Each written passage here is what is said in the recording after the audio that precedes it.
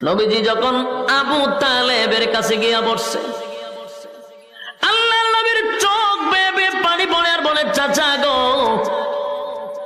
দুনিয়া থেকে তো আপনি বিদায় হয়ে যাবে, মরণাপন্ন, কিন্তু আপনি যদি দুনিয়ার থেকে বিদায় হয়ে যান গো চাচা,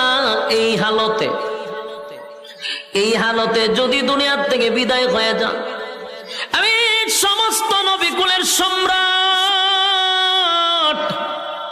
আমি নবীদের নবী, সমস্ত নবীকুলের সম্রাট, ইমামুল মুরসালিন, খাতামুন নবিয়্যিন, নবী মুহাম্মদুর রাসূলুল্লাহ সাল্লাল্লাহু আলাইহি ওয়াসাল্লাম, সমস্ত নবীকুলের সম্রাট হইয়া কিয়ামতের মাঠে আপনি চাচাকে সুপারিশ করার মতো আমার কোনো সুযোগ থাকবে না, আমার কোনো ক্ষমতা থাকবে না আপনাকে সুপারিশ করা।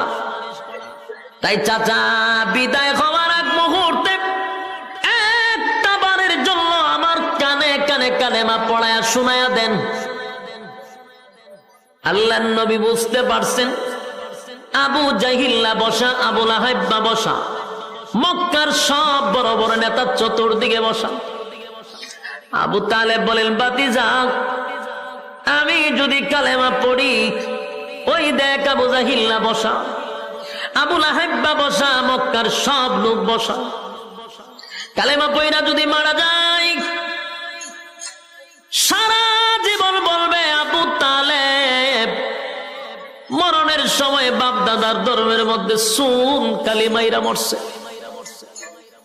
বাতিজা রে, এই জন্য আমি পড়তে পারি না। আল্লাহর নবী বলেন, চাচা গো, জোরে পড়তে হবে না, জোরে পড়ার প্রয়োজন নাই, আমি আপনার টুডের সঙ্গে আমার কান লাগায়া দিব, শুধু আপনার টুটটা লড়াইয়া খালি কান পর্যন্ত আওয়াজটা পৌঁছায়া দেন, একবার শুধু কালেমার আওয়াজটা টুট লড়াইয়া আমাকে বুঝায়া দেন। ওয়াদা দিলাম, ওয়াদা দিলাম, কিয়ামতের কঠিন ময়দানে আপনার চাচাকে ছাড়া আমি নবী জান্নাতে যাব না। কত বড় কপাল আবু তালেবের, কত বড় কপাল ছিল। আবু তালেব এত বড় সুযোগ পাওয়ার পরেও, এত বড় একটা সুযোগ পাওয়ার পরেও আবু তালেব বলেন, বাতিজা রে, আমি তোমারে কলিজার থেকে মহব্বত করি, আর জীবন দিয়ে তোমারে ভালোবাসি, আমি তোমারে ভালো করে চিনি, তুমি যে পয়গম্বর সেটা আমি জানি, তুমি আল্লাহর পয়গম্বর আমি জানি রে বাতিজা, তাই তো আমি তোমার সন্তানের চেয়েও বেশি মহব্বত করছি। বাতিজা শুধু এখানেই নয়, আমি আরো জানি তোমার কালেমা যদি আমি না পড়ি, চিরস্থায়ী আমি জাহান্নামে যাব, সেটাও বাতিজা আমি জানি। বাতিজা, আমি আরো জানি তোমার কালেমা যদি আমি পড়ি, আল্লাহ তুই জান্নাতে যাব, সেটাও জানি।